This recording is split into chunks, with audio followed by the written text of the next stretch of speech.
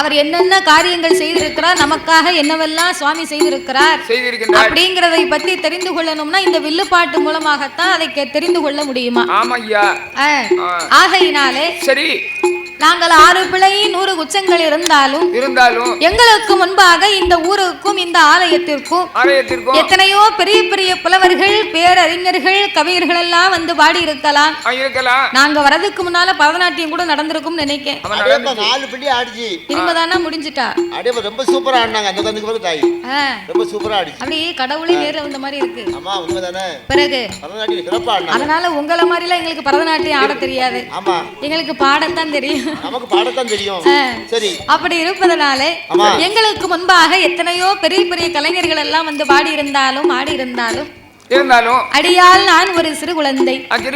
உங்கள் வீட்டு பிள்ளையாகிய நான் மாதவி. என்னால் தெரிந்தளவு